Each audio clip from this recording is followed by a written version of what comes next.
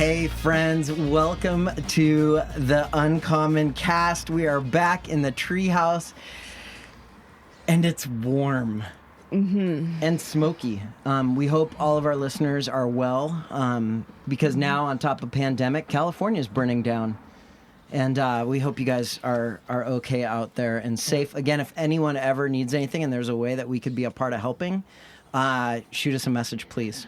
Before we get into our topic, I forgot about something really important that we need to mention. Yes. You guys, we're on the charts. Yes. We are on the charts. Cody got an email from people who track these things. And we are in the top 100. We're in the top 100. Wait. Cheers. Cheers to you guys in the to top being 100. on the chart. This is Religion key and lime spirit. sparkling water. Religion and spirituality. Top 100. Where, in what country? The Ukraine. So this is, friends, no joke, to all of our Ukraine listeners, which We're I never so imagined excited. Hi, I could Ukraine say. friends. Hey, so this is Ryan. I'm Dawn. I'm Cody. Ukraine friends, thank you. I guess, we're big in Ukraine, guys. I absolutely love it. There's people in Ukraine listening to us. Now I want to burst your bubble that we're Okay. no longer listened to in Tuscany in Italy because the Clarks moved back and they're here. Yay! I know, but now we can't say we have Italian listeners. Well, maybe we have do. Ukrainian They might have listeners. shared it. You know? Guys, we're on the charts. We are on the charts. We're on the charts. And because there must be something valuable in this podcast, and that was our prayer. So usually the way we do this and we figure out topics is we'll be talking throughout the weeks of going, let's talk about this. This seems to be a pulse with our people. This is a pulse with what's going on in our personal lives, and so let's share. We'll have guest speakers. But today we're doing something different, and I know Dawn and Cody are looking at me going, what is Ryan going to say? Because I said, you guys, let's not talk about anything. I have a topic that I don't want to tell you until we're live. Which I love. I'm so excited. You're the Enneagram 7 I'm that a loves 7. this. Yes, I can't wait. And Cody hates everything about it. I don't hate everything about it. I am excited about it. I'm excited to talk. I just am a little nervous because I'm like, I don't know what it's going to be. Like, I don't know what I'm going to say. You want me to tell you? Yeah. But before I do, we have some events coming up that we're super excited about. We I'm are. keeping you guys. I am fine. I'm fine. We are super excited about our events. We have an event coming up that actually is also a very 7 event. It's called Message and Morsels on the Move. And you guys, this is going to be really fun because it's basically an adult scavenger hunt. Kids can come too if they don't get bored in the car. Right. Let's give an understanding to an adult scavenger hunt. Yeah, I'm sorry. It's totally family friendly. That's not what I meant by adult. But if your kids don't mind being in the car, then they could totally come. It's and listening to a message when you're in a car. Because Yes. my kids, we wouldn't be able to hear anything, so Yeah. Right. we're going to get a sitter. Right. But Same. we are going to drive. You'll get a clue at the location, and then you'll drive to that location, and there will be another clue and a surprise and a message. And then you'll go to the next location, and there will be another clue and a surprise and a message. So it's going to be awesome. And there's going to be good food at each one of the stops. Yes. You get some good food to sit in the car, listen, actually watch a message. We're going to have a 3-part message on YouTube only for the people that arrive. It's going to be, what is it? It's like classified Ooh, like YouTube a private channel. link, you know? Yeah. Yeah. You're going to have to cut this out, but an adult event with a private link. It's an, okay. Welcome to It's- our church. It's an you'll get a link that is exclusive to people who are attending the event to watch a video. And if you're hearing this before September 20th, you can register for this event. Yes. On our website, uncommongoodsd.com/events. And then we have right after that, too, because a lot of our listeners can't go to these things and we don't want to waste your time. But then we have a really cool Good Life event. Good Life is our elementary age focused kind of kids group community fun shenanigans, and we're going to create an event, like a drive-up event for the family that kids can run out and do things, but we're also keeping you guys safe because science is real, and we want to abide by that and not, cause division and problems. Everybody feel comfortable wherever you're at. Yeah, and we want to see your faces too, so it's going to be awesome.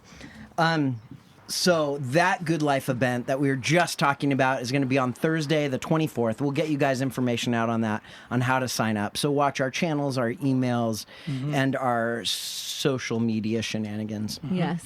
And which leads us to this moment. You guys, we, all of us, and so many of our listeners are in this place of like homeschooling, whether you chose it or it was forced upon you. We are all feeling kind of thrashed by that. I know. Yeah. And so without any forethought, I thought it would be so good to start a podcast off with talking about coming to the table with nothing. Oh, I like that. What do you have when you feel like you have nothing? And then what good can you be to anyone else when you arrive at a table feeling like you have nothing, and maybe your family, your kids, your colleagues, your friends are looking at you, and you're like, dude, I got nothing. So go, you guys, talk about nothing. Talk about the nothing you have. Yeah, I feel that. I feel that on a deep level. Just spent at the end of the day, and then trying to do things like hang out with Jen after the kids go to bed. That's my wife, for the Ukrainian listeners. Hang out with Jen after the kids go to bed, and I'm just so, usually I'm just like, I'm so tired, I'm just gonna go to sleep, trying to get work done, like just feel like I'm coming to the table with nothing. But as you were talking about that, I thought of something that we've talked about a long time that you have mentioned. So much of life is just showing up and being present. And so just keep showing up. Oh, let me give context to that too. Years ago, when I was just starting like my first job, giving up my vision for med school, and I took this full-time job in youth ministry, and there was an awesome pastor. His name was Walt Gerber. He was a past pastor of Menlo Church up in the Bay Area, and Walt Gerber met with some of us just young hooligans that they hired, to do youth ministry. And he was in our apartment, and we were just kind of asking him for advice. He was retiring, and we were like, man, we hardly know you, but you were part of hiring us. And he obviously wanted to give us some time. And he sat in our apartment building, and his one nugget of wisdom after just hanging out with us, and why would he come hang out with us? He was like, hey, boys, I want you guys to know that 98% of ministry, or 98% of living into what God is calling you to, is just showing up. And he talked about just the consistency of commitment to show up and trusting that God will do something with that, right? Yeah. Good, Cody. I'm glad you reminded me of that. That, man, has that been true over the years? You know, like how many times have we found ourselves in a situation going, why am I here? What is happening right now? But just being in that moment and being willing to be there. Oftentimes, we have said yes to things that maybe a lot of other people might have said no to, just because of excitement or fun, or because we tend to be up for anything. And so we have found ourselves over the years in a lot of weird situations that often we didn't know why we were there. And yet something amazing came out of it simply because we showed up. Yeah. But when you said that topic first, I thought of a recent moment where it was actually recording a podcast. And I wasn't supposed to be there because we were interviewing somebody, and we had to do it at a specific time, and I couldn't be there at that time, I thought. And so Ryan and Cody had really been the ones planning this whole podcast. And I told them, like, look, I'll get there if I can, but I don't think I'm going to make it. So I wasn't really a part of the planning or the preparation. So fast forward. That's right. You didn't know topics. You didn't know anything. I didn't know the person's name. Okay. So we are going about the morning. It turns out the thing I was supposed to do got canceled. So I'm like, sweet, I can show up. Well, flash over to Ryan's life, and there was like this terrible accident, and he got stuck on the freeway. And so Cody and I show up to record, and Ryan's not there. And in fact, Ryan pretty much doesn't arrive until the end of the podcast. Right. And so there's this moment, Cody and I are sitting down. Cody's like doing all the tech setup, getting everything ready to go. And the person calls, like the Skype, like we're going to start the interview. And all of a sudden I was like, oh shit. I don't know who this person is. I don't know what book they wrote. I don't even know their name. I am literally, that is the definition of coming to the table with nothing. Yeah. Nothing. And like, by the grace of God, we had like a technical issue with the call and it blacked out. And so like in those 30 seconds, I look over at Cody and I'm like, Cody, what's his name? What's his name? I need to Google him. And it turned out like to be this fascinating conversation, partly because like I came to the table with nothing. I had no preconceived notion, so I genuinely came to this conversation with nothing but curiosity, like genuine curiosity and excitement to find out who this person was. And I just got to ask interesting questions that allowed them to share who they were with us. Yeah. And because I had nothing, it wasn't about me trying to like guide this conversation somewhere. I just got to kind of be this facilitator for them to share this amazing journey that they had been on. And at the end of it, I remember Cody looking at me going, how did you create conversation out of that? And I was like, I was super grateful that you did, because I was like, I know what we're supposed to talk about, but I don't know if I can lead this whole thing and like do the technical stuff. And, like, it was a lot, but we did it, and it turned out to be this amazing conversation that was this funny debacle of me coming to the table with nothing because I wasn't supposed to be there, and Ryan not being able to show up for something totally out of his control and unforeseeable. So that is what I think of with coming to the table with nothing. I think there's an incredible nugget of truth in that. I think whenever we come to the table with something, we are focused on making that something happen, and our listening to the moment is absent. Mm-hmm. When we come to the table with nothing, when we feel like we don't have anything to offer, maybe it puts us in far more of a humble listening position in life to see where the moment will take you. Yeah, like what's unfolding in front of you. Totally. And to actually have faith that God will show up in your feeling of nothingness to bring something out of nothing. Yes, because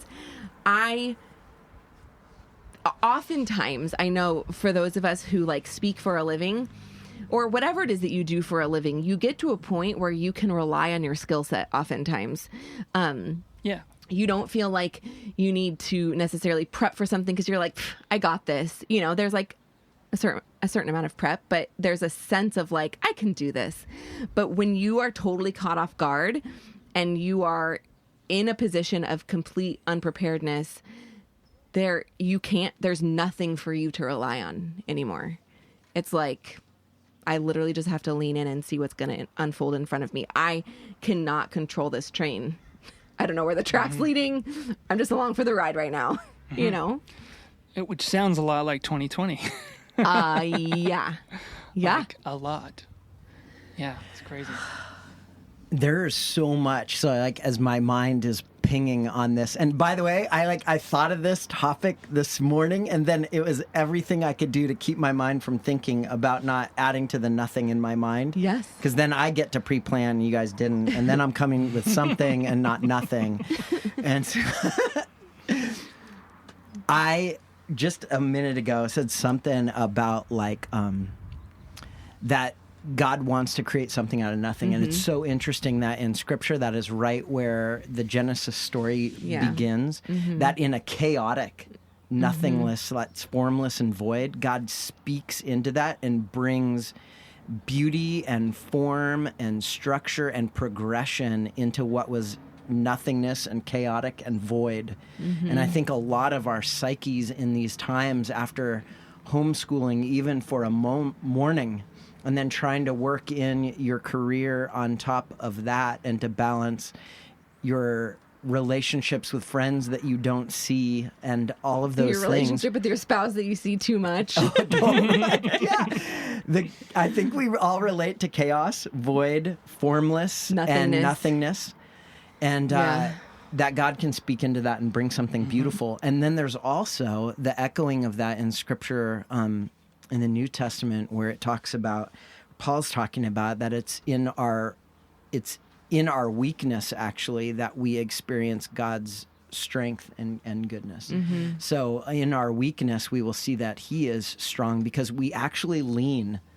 We actually have those humble moments in life right now when you're exhausted and feeling like you have nothing, that you actually reach out to be dependent upon something else other than yourself.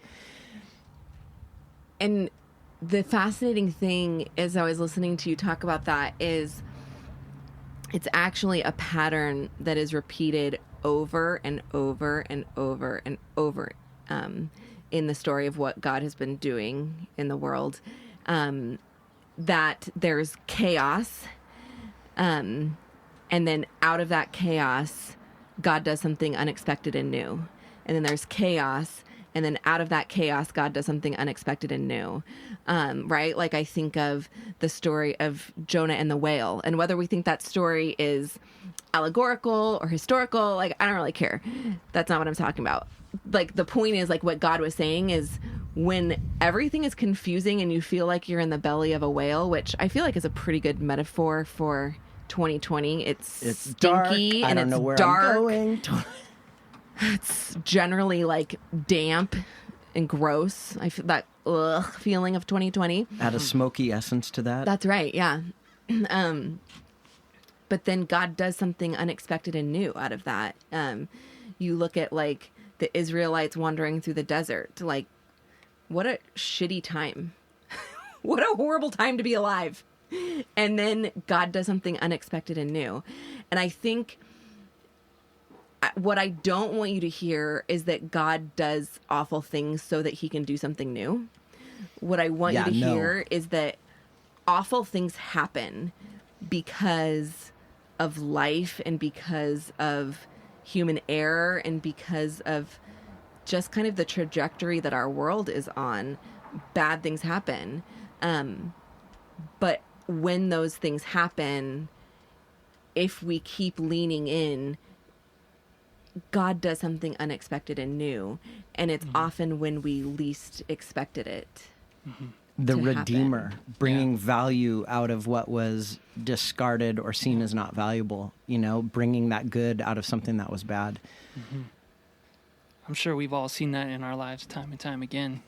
I mean, my whole life story from 10 years old on is God bringing good things out of really horrible things. So, yeah, he does it. Yeah. So this makes me think too. I think when we get to a point where things are hard and we're disoriented, I know we've talked in a previous podcast about the cycle of you're oriented in life. Everything's making sense. Everything's going according to plan. Right. Crisis happens. Yeah. And now all of a sudden you're disoriented. Yep. You don't know what is up. Everything's confusing. You don't know how to make sense of stuff. And then slowly you sort through it. Some time goes by, some thought goes by, and now you're reoriented. So we have this cycle in life of orientation, disorientation, reorientation. And in these times of feeling like you have nothing, it is very easy to look back and to go, I only wish that I could go back to when I had something. Like you talked about the Israelites. They were out in the desert wandering towards a way better future. But their hope in the midst of crisis was actually fading to looking back and rather taking on slavery for something that wasn't near as good but was actually tangible. And so they were looking back, wishing they had what was, rather than continuing the energy of hope that led them to a better future. And honestly, you guys, I feel that. In these nothing moments, I look back. I know we've all taken steps in our ministry path, our following God path, where there were probably times where we had a lot more, made a lot more, and what we did made a lot more sense. And you look back in that and go, that is attractive when you're feeling confused and nothing and like the resources are gone. But you know what? It's not only because that thing was tangible, it's because it was a known quantity. Even if it was garbage, even if it was slavery, even if we left work every day being like, I hate this and I feel disgusting on the inside, right? Like whatever that was like for you, you left something that was known, whether it was taken from you or you intentionally left, and you started a journey towards something that was unknown. And there is something about us that hates the unknown. Like we would rather have something awful but known than something hopeful but unknown. Like very recently we had our neighbors move, and our neighbors were great. They were a very colorful bunch, okay? But they're the types of neighbors, like they would totally have your back, but also they're going to fight loudly in the middle of the street. That's just, what it was. But it was known. You know what I mean? Like we knew how to navigate the intricacies of that chaos. And then all of a sudden they moved, and we were like, oh my gosh, what if something worse happens, right? And that's always what we think about. Not like, this could be better. Because let me tell you of the unknown hope that moved in across the street. Fernando and his taco truck moved in across the street. Okay, let's talk about an unknown hope. Our new neighbor owns a taco truck, and we're not mad about it. And we met them for the first time. He's lovely, and he offered to help us chop down our tree. So all's looking up. But there's always this moment in like the disorientation where you're like, what I have sucks, but it could be worse. And at least I know the suckiness that I have now. You know what I mean? Yeah. Like we never go, what I have sucks and there's something better for me out there. We very rarely do that. Right? Yeah. Oh my gosh. So let's just make note of this now. Fernando, your tacos, future events. Yes. I hear that we need to get some tacos. Yes. Next time I come over. But isn't it's so interesting. It doesn't take much energy to go throughout your day when everything is known. Yeah. Right? But absolutely. What does take energy is faith and hope. And so when you show up at the table again with nothing, you may not feel like you have the energy to hope that something good is going to come out when you're feeling empty. Yeah, or that you have anything, you could even muster anything good. So here's a paradox of this relationship with God. It takes energy to hope. But in your weakness, when you don't even have the energy to hope, God is there to meet you and say, I can bring something out of nothing. Right. Lean into me and I will be your energy. Lean into me and I will be the one who moves this forward. So you can show up with nothing and something's going to come out of it because of the small place of faith that you didn't even think you had the energy to live into. Yeah. Oh. Yeah. And let me tell you, if you are the kind of person that the unknown is scarier than the sucky present, take the step forward. Because I can tell you, as somebody who has lived like that, and I've gone back and forth from being the kind of person that wants to know everything and have everything planned out, and I've also been the type of person in my life that I'm just like go with the flow and everything's gonna be fine. And I can say that in these last few years, stepping out into the unknown, it was exciting. And then at times it was scary. But the journey has been so much more exciting, stepping into what God has, stepping into what God is doing.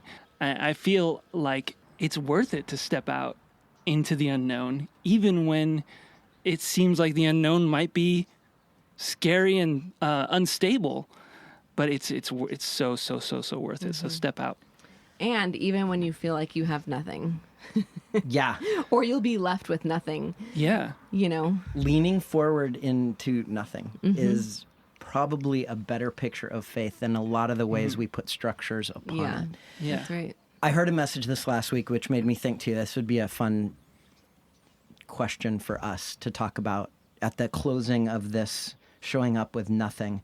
I heard a message where at the very end, the man who was really encouraging a relationship with God just merely said, you know, all you need to say in this prayer is, God, here I am. Here's my life. Let's start this faith, because I'm feeling, in our context, say empty or nothing.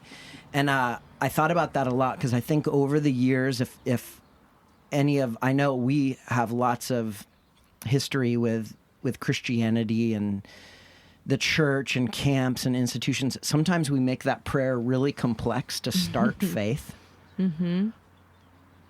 And I think many of us would say, well, here's the essentials. You need these top 3 essential things in that prayer to start your faith, right? Some would say, well, first of all, you need to realize you're depraved, right? You need that you need that admission, then you need forgiveness, and then you need to start that faith. I don't know. What do you guys think? What is the essential thing you need to start faith in a God who wants to show up and bring something out of your nothingness? I would say you need almost nothing. Even because I would say you don't even have to say, here I am. I think you could even start with I don't even know who I'm talking to. Mm-hmm. I don't even know what is out there, but there's something about, like, it's not even a step towards faith. It's almost just like an inclination onto your toes a little bit. You know how, like, when you're standing still, you're flat-footed, and then, like, right before you take a step, you just kind of lean forward a little bit. You shift your weight. It's almost simply just a shifting of the weight. Like, I like that. What's out there? Something in me might be receptive to there being something bigger than me.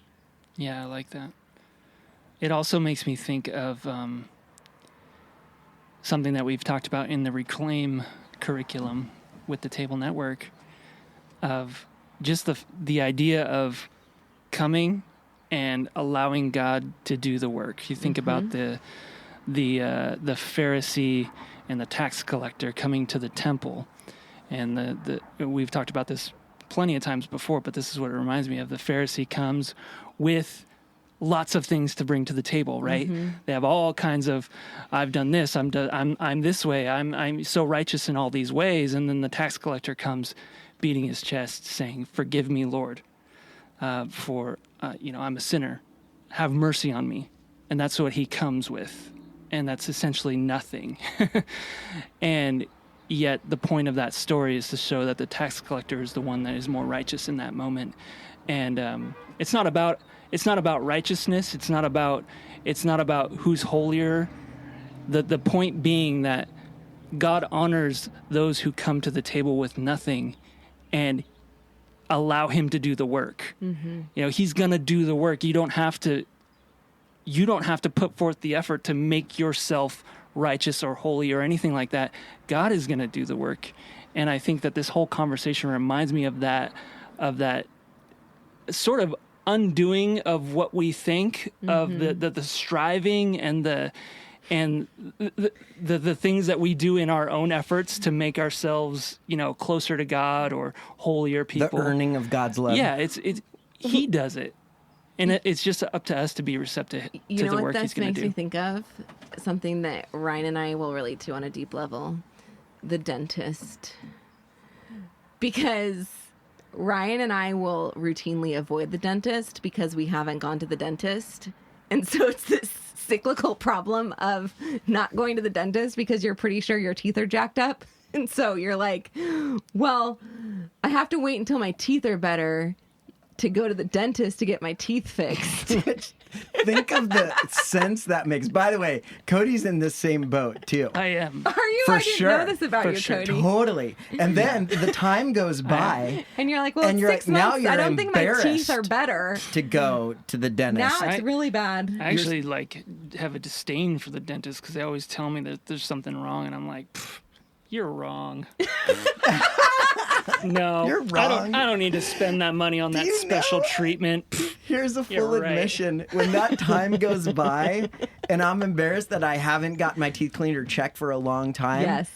I'll get a new dentist. Yes. Because then you're embarrassed to go to the last dentist, right? You Totally. need a new cleaner, someone Or who's not going to you need to like shame you. go to somebody just for like the cleanup, and then you can go back to Go your back old to your dentist. Yes.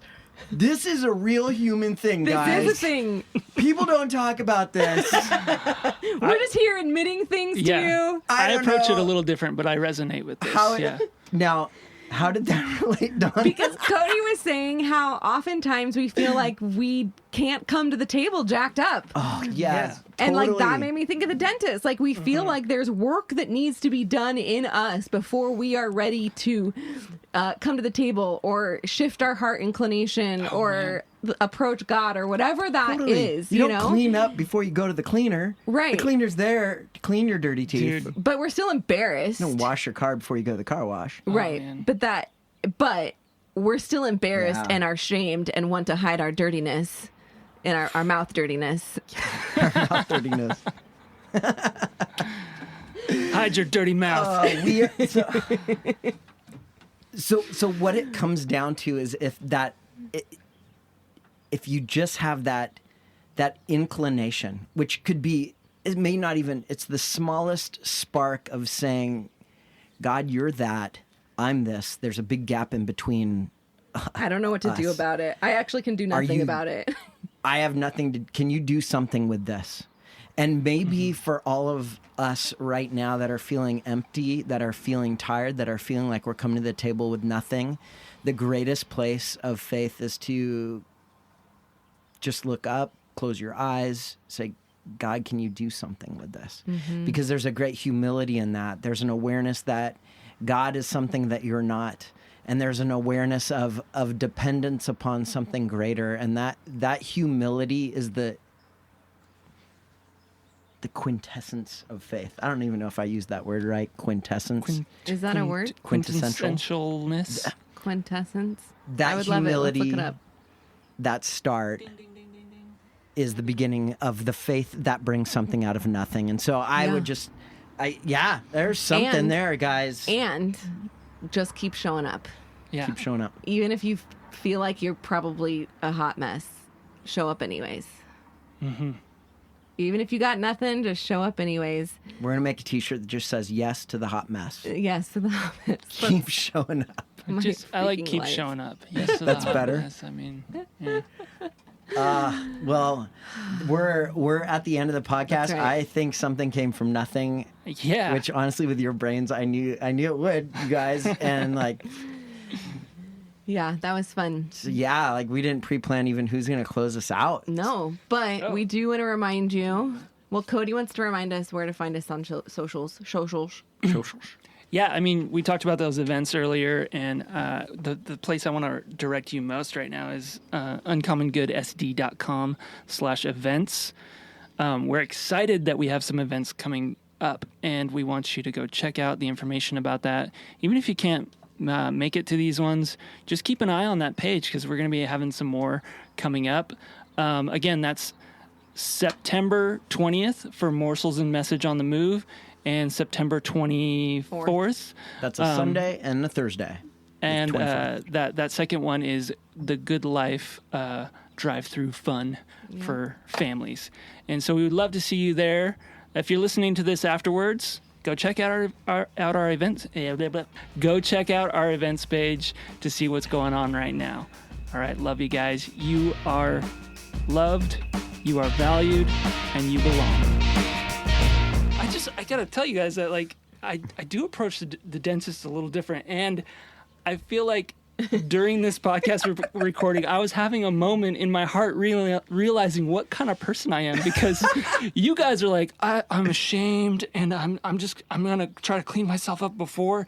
And I go in and I'm like, and they're like, hey, you've got problems with your teeth and you really need to be flossing. I'm like, I do floss.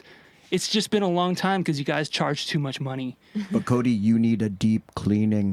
I don't need a deep cleaning. I can't afford that. Maybe if you guys didn't charge so much money, I would come more often. It's your fault. And I'm just having this realization that, like, my lack of my own tooth care, I'm like putting it on the dentist as it being their fault. That's not good. We're just realizing things over here. Yeah. Just 2020 is the year of realizing things.